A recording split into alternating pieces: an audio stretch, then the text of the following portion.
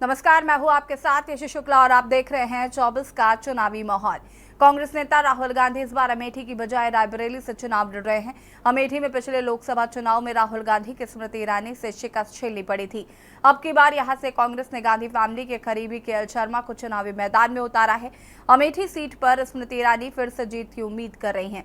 एक रैली में स्मृति ईरानी ने राहुल गांधी पर उनके समर्थन में एक पाकिस्तानी नेता की टिप्पणियों को लेकर निशाना साधा था। स्मृति ईरानी ने जोरदार तालियों के बीच कहा, अब तक मैं कांग्रेस उम्मीदवारों के खिलाफ चुनाव लड़ती थी, लेकिन अब एक पाकिस्तानी नेता ने कहा कि स्मृति ईरानी को हराना चाहिए। साथ ही स्मृति ने राहुल गांधी और कांग्रेस को चुनौती दी है। वहीं रायबरेली से प्रियंका गांधी ने भी बीजेपी पर जमकर निशाना साधा। 2024 के चुनावी माहौल की अगर हम बात करें तो सभी राजनीतिक दल अपनी अपनी तैयारियों में लगे हुए हैं। यहाँ पर सभी की तरफ से अपनी अपनी टिप्पणियां की जा रही हैं। अमेठी और रायबरेली का रण कहीं ना कहीं इस बार जिस तरीके से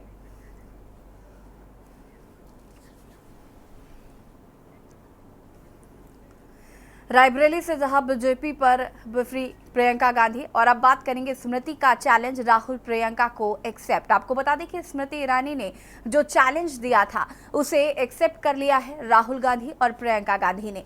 अगर हम बात करें तो रायबरेली और अमेठी दोनों ही सीटें कांग्रेस का गढ़ मानी जाती रही हैं। राहुल गांधी इस बार रायबरेली से ताल ठोक रहे हैं। पहले अमेठी से कहीं ना कहीं खबरें आ रही थी कि वो अमेठी से चुनाव लड़ सकते हैं। अमेठी से उनका एक खास लगाव रहा है। हालांकि उन्होंने अमेठी की बजाय रायबरेली को चुना और रायबरेली सीट से ताल ठोकी है। प्रियंका गांधी अपने भाई के समर्थन में लगातार रायबरेली में जनसभाएं कर रही हैं। जनता से बातें मुद्दे उनको बता रही हैं, साथ ही साथ किस तरीके के उनके जो चुनावी वादे हैं उनका जिक्र कर रही हैं। स्मृति ईरानी ने जो चैलेंज दिया था उसे प्रियंका गांधी और राहुल गांधी ने एक्सेप्ट कर लिया है।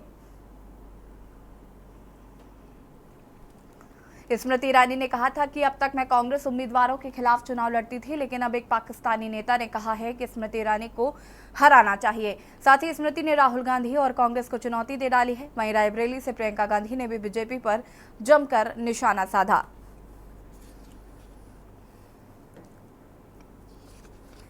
जी हाँ, तो रायबरेली और अमेठी की अगर हम बात करें तो ये दोनों ही सीटें इस बार कहीं ना कहीं एक साख का मसला बन चुकी हैं, बीजेपी के लिए भी और कांग्रेस के लिए भी। आपको पहली तस्वीर आप मेरे जो दाएं हाथ पे देख रहे हैं, ये तस्वीर आप देख सकते हैं। स्मृति ईरानी आपको तस्वीरों में नजर आ रही हैं और दूसरी तस्वीर आपको हम प्रियंका गांधी की दिखा रहे हैं। आपको बता दें कि इस बार का जो रण है वो कहीं ना कहीं कांटे भरा होने वाला है। कांटे की टक्कर दोनों ही राजनीतिक दलों में साफ तौर पर देखने को मिलेगी। जहां एक और प्रियंका गांधी लगातार जनसभाएं कर रही हैं, राहुल गांधी के लिए वोट अपील कर रही हैं। लाइव तस्वीरें आपको हम दिखा रहे हैं प्रियंका गांधी की, जहां पर वो रायबरेली में जनसभा को संबोधित करती हुई नजर आ रही हैं। अमेठी और रायबरेली में कांटे की टक्कर साफ तौर पर देखने को मिलेगी। दोनों ही कांग्रेस का गढ़ माना जाता है। हालांकि स्मृति ईरानी ने राहुल गांधी को हराया था और इस बार भी ये अपेक्षा की जा रही थी कि राहुल गांधी हो सकता है कि वायनाड के बाद अमेठी से चुनाव लड़ेंगे। हालांकि उन्होंने अमेठी को न चुनकर रायबरेली को चुना है। उसके बाद भी बीजेपी की तरफ से ऐसी प्रतिक्रियाएं आती रहीं कि राहुल गांधी डरकर भाग गए हैं और इस वजह से उन्होंने अमेठी को नहीं चुना और रायबरेली को चुना है। रायबरेली की अगर हम बात करें तो वो कांग्रेस की परंपरागत सीट रही है। सोनिया गांधी के बाद राहुल गांधी यहां से ताल ठोक रहे हैं। अगर हम समर्थन की बात करें, दिनेश प्रताप सिंह बीजेपी से कैंडिडेट है जिनके साथ राहुल गांधी का मुकाबला है। आज हम इसी मुद्दे पर चर्चा करेंगे। मेहमान हमारे साथ जुड़ चुके हैं, उनसे आपका परिचय करा देते हैं। केशवानंद शुक्ला जी संवाददाता हमारे रायबरेली से जुड़ चुके हैं। आदित्य तिवारी संवाददाता अमेठी से हमारे साथ जुड़ चुके हैं। राज शर्मा कांग्रेस प्रवक्ता हैं, हमारे साथ जुड़ चुके हैं। सबसे पहले केशवानंद जी, अगर हम रायबरेली की बात करें तो प्रियंका गांधी ने कहीं ना कहीं रायबरेली में डेरा जमा दिया है और जिस तरीके से वो लगातार ताबड़तोड़ रैलियां कर रही हैं, जनसभाएं कर रही हैं, जनता के बीच जा रही हैं और जो मुद्दे हैं उन पर लगातार बातचीत कर रही हैं। बिल्कुल, देखिए रायबरेली में प्रियंका गांधी एक हफ्ते दौरे पर पहुंची है। 6 तारीख को प्रियंका गांधी रायबरेली पहुंच गई हैं। उनके दौरे का चौथा दिन है और लगातार देखा जा रहा है कि प्रियंका गांधी अब लोगों से मुलाकात कर रही, वार्तालाप कर रही, 2-3 पहले दिन जब प्रियंका गांधी पहुंची तो देर रात तक उन्होंने कार्यकर्ताओं से, पदाधिकारियों से बात किया, और दूसरे दिन भी जो बूथ के कार्यकर्ता पदाधिकारी थे उनके साथ वार्तालाप किया। और कल की अगर बात करें तो दौरे के तीसरे दिन प्रियंका गांधी ने सबसे पहले पछावा विधानसभा पहुंची, जहां पे उन्होंने तकरीबन 1 दर्जन जो नुक्कड़ सभाएं थी वहां पे भाग लिया और लोगों से मुलाकात की। राहुल गांधी को विजयी बनाने को लेकर के लोगों से अपील भी की है कि मतदाता जो भी मतदान करे वो कांग्रेस के पक्ष में करे। सभी चीजों को लेकर के प्रियंका गांधी लगातार दौरा कर रही है। वहीं उनके दौरे का आज चौथा दिन है और चौथे दिन उन्होंने सबसे पहले रायबरेली जिले के शहीद स्मारक पहुंची, जहां पे उन्होंने शहीदों को याद किया और नमन किया है। साथ ही उन्होंने प्रधानमंत्री पर शहीद स्मारक से ही जम करके हमला बोला है। वहीं मीडिया से बातचीत करते हुए प्रियंका गांधी ने प्रधानमंत्री पर हमलावर हुई। वहीं इसके बाद प्रियंका गांधी ने अपने जो आगे के कार्यक्रम है रायबरेली के सदर विधानसभा में आज के सभी कार्यक्रम रखे गए हैं, वो सबसे पहले कलसाहा पहुंची हुई है, जहां से वो नुक्कड़ सभा कर रही है। जी ठीक है, वापस आते हैं आदित्य तिवारी अमेठी से संवाददाता जुड़े हुए हैं। अमेठी की बात करें तो यहाँ पर क्या सियासी माहौल देखने को मिल रहा है आदित्य? बिल्कुल, जिस तरीके से अमेठी का माहौल अगर देखा जाए तो गांधी नेहरू परिवार से जुड़ी हुई अमेठी और रायबरेली की दोनों सीटें रही हैं, लेकिन इस बार राहुल गांधी का अमेठी में चुनाव न लड़ना जो है वो न कहीं लोगों के लिए जो है निराशा का कारण बना था। लेकिन कहीं ना कहीं कांग्रेस जो है इस चुनाव को जीतने के लिए पूरी एड़ी से छोटी तक की ताकत लगा रही है। जैसा कि पता लग रहा है कि गठबंधन जो है वो भी मैदान में आ चुका है। अमेठी में पूरी तरीके से अखिलेश यादव वो अमेठी का दौरा करने वाले हैं। साथ ही अगर बात की जाए तो आम आदमी पार्टी भी इसमें जुड़ गई है और वो भी मैदान में आ गई है। आज प्रियंका गांधी जिस तरीके से अमेठी के फुर्सतगंज में जो है वो एक सारे कार्यकर्ता, अगर देखा जाए तो लोकसभा के सारे कार्यकर्ताओं की मौजूदगी है। तिरंगे ढाबे पर यह कार्यक्रम 5 बजे के आसपास होगा और प्रियंका गांधी की मौजूदगी में अमेठी और रायबरेली जो जद्दोजहद है, जिस पर सस्पेंस बना था, जिस पर लगातार बयानबाजी हुई थी, यहाँ तक कि अमेठी की सांसद स्मृति ईरानी ने यह भी कहा था राहुल गांधी को वायनाड में जाकर कि अगर उनमें हिम्मत है, उनमें क्षमता है तो वो आकर अमेठी में 2 हाथ कर लें। 2 हाथ की लगातार बातें जो निकल कर आ रही थी, इसमें कांग्रेस भले ही गांधी नेहरू परिवार का कोई सदस्य ना आया हो, लेकिन किशोरी लाल शर्मा जो कि सोनिया गांधी के प्रतिनिधि हैं, लंबे समय से अमेठी से जुड़े हैं, अगर लगभग देखा जाए तो 40 साल का जो उनका अनुभव अमेठी से जुड़ा हुआ है, उस अनुभव के सहारे वो चुनाव लड़ रहे हैं। संगठन उनका मैदान में आ गया है और वो फील्ड में उनके कार्यकर्ता जो है इस समय लोगों को ये संदेश दे रहे हैं कि गांधी नेहरू परिवार के साथ साथ बेरोजगारी का मुद्दा, हर बातों को लेकर लोगों के पास वो जा रहे हैं। आज जिस तरीके से ये बैठक हो रही है, बैठक के बाद निश्चित रूप से तय हो जाएगा कि उनके कार्यकर्ताओं में कितनी संजीवनी जो है प्रियंका गांधी दे पा रही हैं, कितनी उनकी मजबूती प्रदान कर पा रही हैं। लगातार क्योंकि प्रियंका गांधी के साथ साथ सोनिया गांधी के भी प्रोग्राम अमेठी और रायबरेली के लिए तय किए गए हैं। राहुल गांधी भी अमेठी और रायबरेली में रहेंगे और इसके साथ साथ अखिलेश यादव की बात आ रही है। मल्लिकार्जुन खड़गे जो राष्ट्रीय अध्यक्ष हैं इस पार्टी के, वो भी अमेठी और रायबरेली की दोनों सीटों के लिए जो है जद्दोजहद जो उनका है वो करेंगे। कहीं ना कहीं स्मृति ईरानी जो लगातार इससे पहले चुनाव की जब पहली ही अगर बात की जाए तो पहली तारीख का जब ऐलान हुआ था तो उसमें स्मृति ईरानी का अमेठी से नाम जो है भाजपा ने घोषित कर दिया था। तो भाजपा की ओर से नाम घोषित होने के बाद से लगातार सक्रिय रही हैं और इससे पहले भी अमेठी में उनका लगातार दौरा बना रहा है। और वो कांग्रेस के अगर देखा जाए तो पूर्व सांसद अमेठी के राहुल गांधी के ऊपर लगातार जो हमले उनके हैं वो बंद नहीं हो रहे हैं। और राहुल गांधी ये चुनाव भले ही किशोरी लाल शर्मा लड़ रहे हों, लेकिन कहीं ना कहीं स्मृति ईरानी अमेठी में इस चुनाव को राहुल गांधी से ही जोड़कर, गांधी नेहरू परिवार से ही जोड़कर देख रही हैं और उनके जो लगातार दौरे हैं वो दौरे कांग्रेस और दोनों के बीच में अब ये लगातार बढ़ते ही जा रहे हैं। जी ठीक है, वापस आएंगे आपके पास। राज शर्मा हमारे साथ जुड़े हुए हैं। राज जी, अगर हम बात करें तो जिस तरीके से कांग्रेस और बीजेपी के बीच कड़ा मुकाबला देखने को मिल रहा है, जहां एक और स्मृति ईरानी ने चैलेंज दिया तो वहीं राहुल और प्रियंका ने उस चैलेंज को एक्सेप्ट कर लिया है। क्या कुछ कहना चाहते हैं सबसे पहले तो इस पर? देखिए, मैं एक बात कहना चाहता हूँ, ये चुनाव है। चुनाव जो भारत में पहले संस्कृति रही कि जो भी चुनाव लड़ते थे और जो बड़े नेता लड़ते थे वो अपनी जुबान पे थोड़ा सा लगाम रखते थे। लेकिन मैं ये देख रहा हूँ कि सन 2014 के बाद जब से बीजेपी भारतीय जनता पार्टी सत्ता में आई है, उसके बाद से ये बेजुबानी होते जा रहे हैं।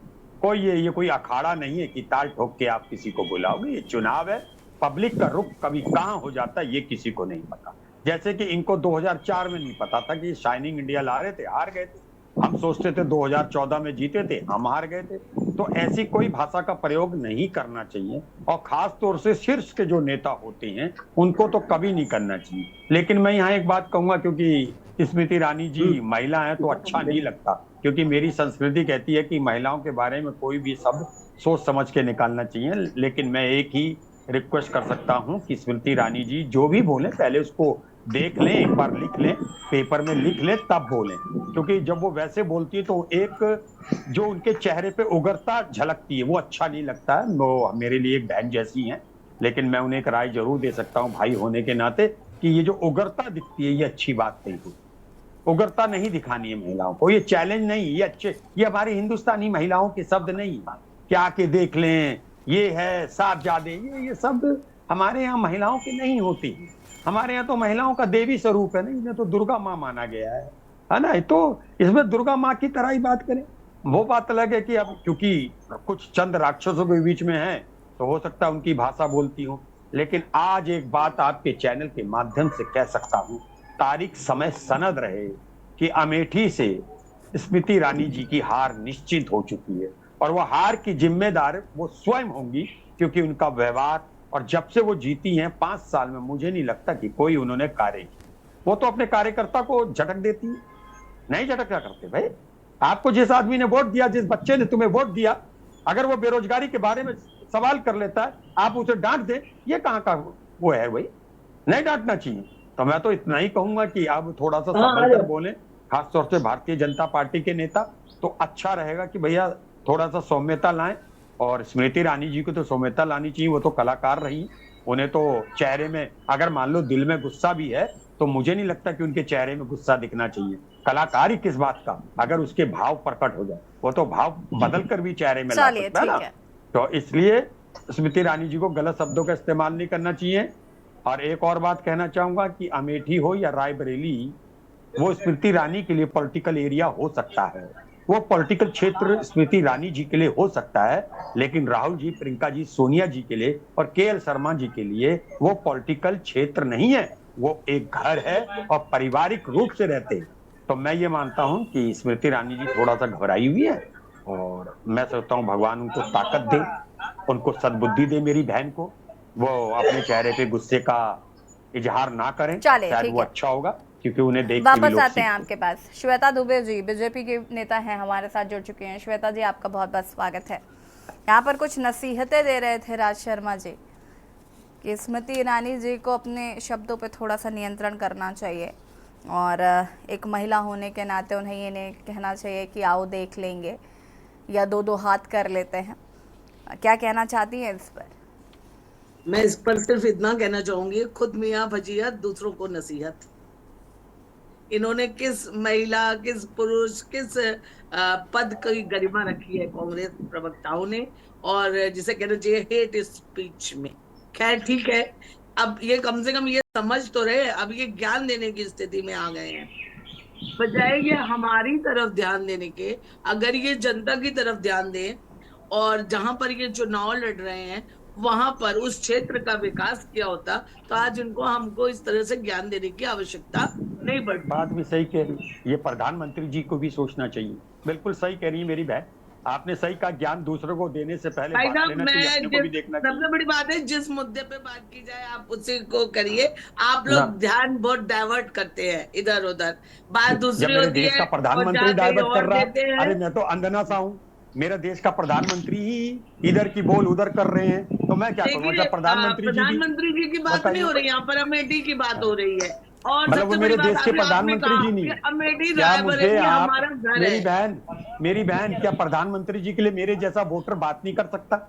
क्या मैं देश का नागरिक समझती है, नहीं समझती हैं आप मुझे? अरे राज शर्मा जी, लेकिन अभी आप कांग्रेस के प्रवक्ता हैं, प्लीज ये बार बार खुद को आम आदमी करके डिफेंड मत किया करें। मंत्री जी उनकी उम्र का ख्याल बाकी सबको म्यूट करिए प्लीज। अरे लेकिन मेरा बड़ा भाई गलत, केशवानंद जी की और आदित्य तिवारी जी की आवाज को म्यूट किया जाए। राज शर्मा जी थोड़ा सा पेशेंस रख के सुन लीजिए। श्वेता दुबे जी, इसकी रीति नीति है।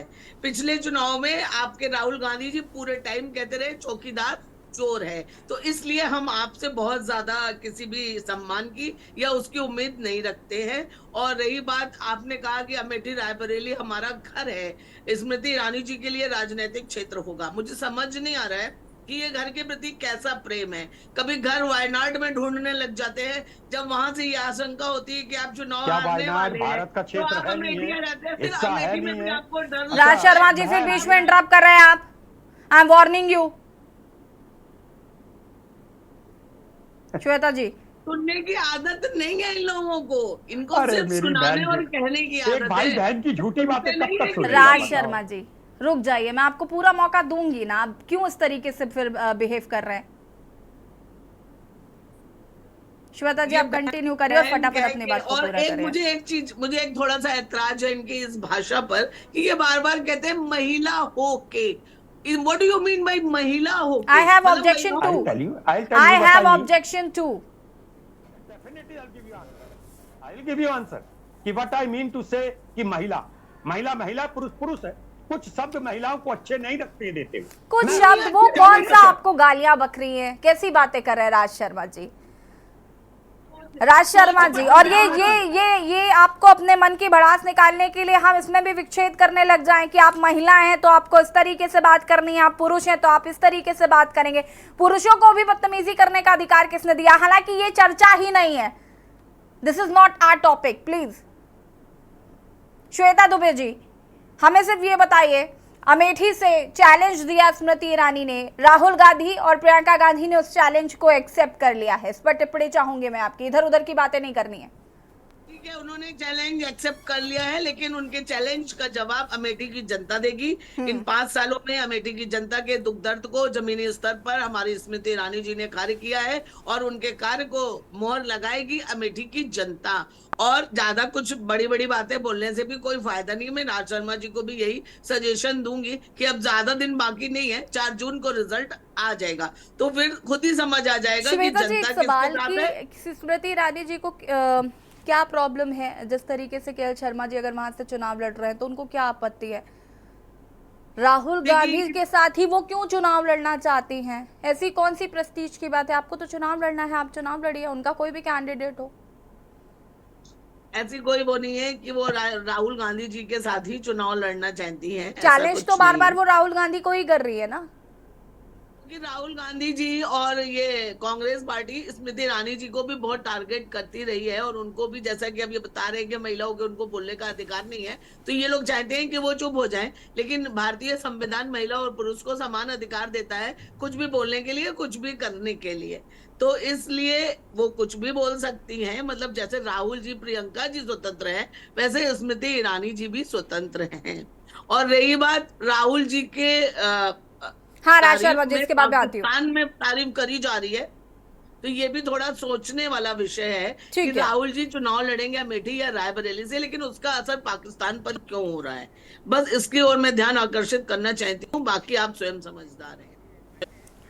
ठीक है शर्मा जी, मैं आपके पास आऊंगी, लेकिन उससे पहले आपको हम 2 तस्वीरें दिखा देते हैं। आपको बता दें कि प्रियंका गांधी ने क्या कुछ कहा है वो भी आपको सुनाते हैं, और राहुल स्मृति ईरानी ने क्या कुछ कहा है वो भी आपको सुना देते हैं।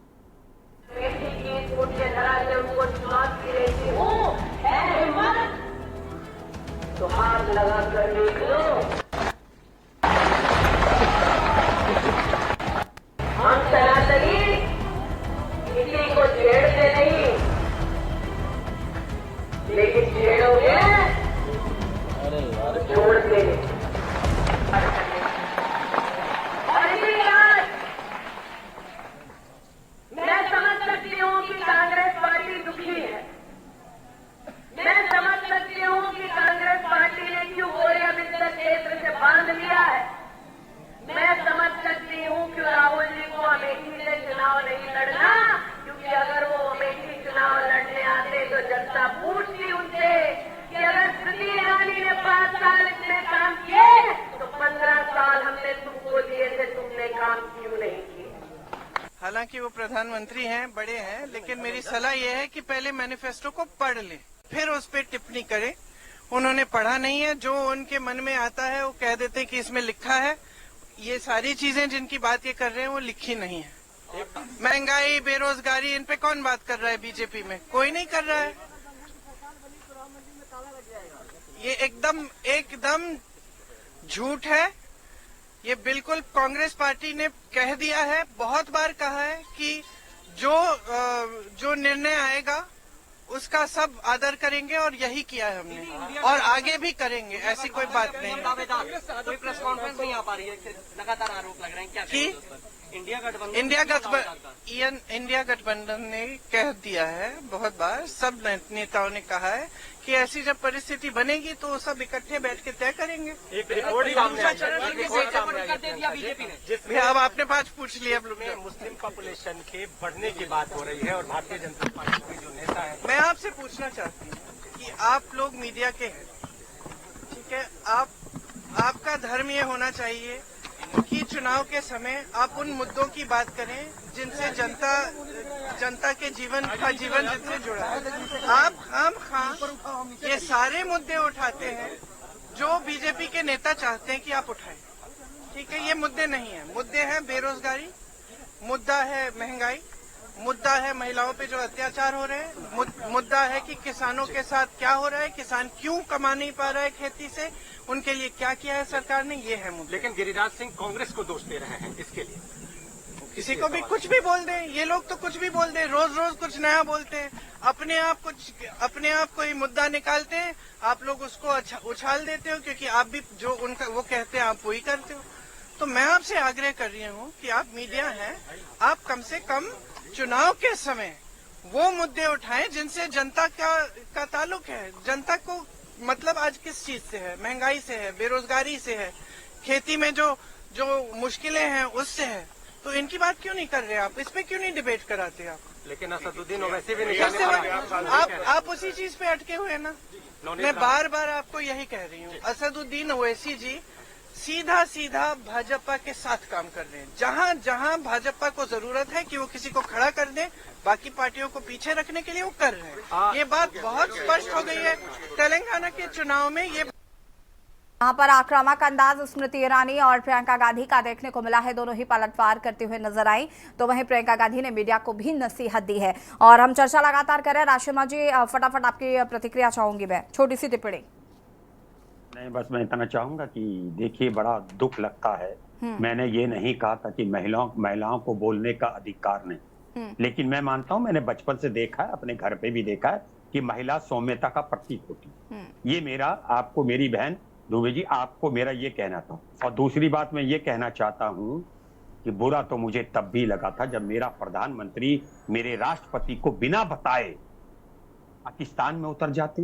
बुरा देश की जनता को तब भी लगा होगा। मेरा ये मानना है ये छोटी मोटी है। अगर मैं एक शिष्टाचार के तहत में कहूं, ठीक है, गए वो, कोई दिक्कत नहीं। आप लोग भी इस चीज को सीखें और देवी का रूप हो आप मुझे एक बार भाई नहीं कह पाए। अगर आप कांग्रेस में होती तो नेचुरल भाई कहती मुझे।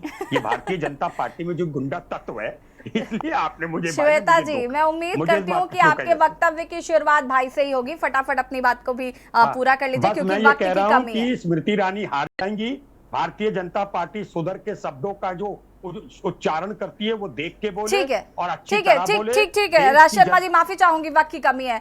श्वेता जी, फटाफट अपनी बात को पूरा करिएगा। जाना आदरणीय भाई श्री राज शर्मा जी से मैं कहना चाहूंगी, महिलाएं सिर्फ सौम्यता का प्रतीक नहीं है, नारी के 9 रूप हैं। पता है आपको, जब जैसी आवश्यकता होती है, जहाँ शक्ति की जरूरत होती है वहाँ वो चंडी है, जहाँ माँ की ममत्व की जरूरत होती है वहाँ वो अन्नपूर्णा है। तो राज जी, हम लोग भाजपा से हैं, इसलिए हम बुरा बोल रहे हैं या बुरा सोच रहे हैं, ऐसा नहीं है। विचारधाराएं भिन्न भिन्न हो सकती हैं, लेकिन भारतीय संस्कृति हमेशा से एक जैसी रही है और रहेगी। देखिए श्वेता जी, वो जा रहे थे लेकिन आपने भाई बोला तो वो रुक गए। वो बहस का मुद्दा नहीं है।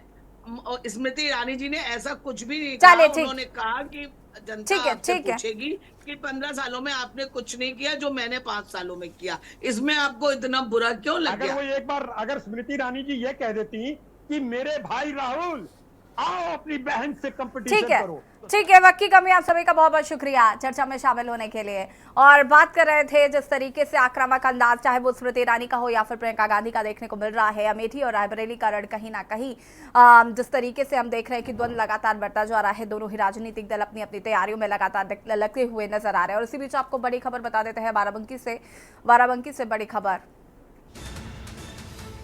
बड़े हादसे से बाल बाल बची ट्रेन। बाराबंकी से खबर आपको बता रहे हैं, गोरखपुर लखनऊ इंटरसिटी ट्रेन में लगी आग। ब्रेक बाइंडिंग के चलते लगी आग। ट्रेन ड्राइवर ने मशक्कत के बाद पाया काबू। ब्रेक बाइंडिंग के चलते लगी थी आग। ट्रेन ड्राइवर ने मशक्कत के बाद पाया काबू। ट्रेन को चौका घाट से लखनऊ के लिए किया गया रवाना। चौका घाट स्टेशन पर इंटरसिटी ट्रेन का ये पूरा मामला बताया जा रहा है। बाराबंकी से खबर, गोरखपुर लखनऊ इंटरसिटी ट्रेन में लगी आग।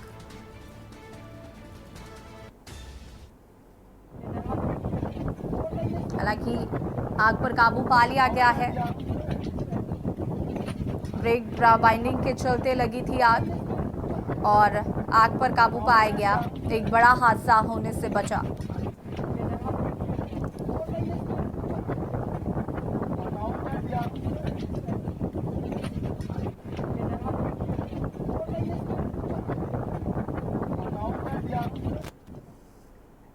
और खास पेशकश में फिलहाल उतना ही। देखते रहिए के न्यूज़ इंडिया। नमस्कार।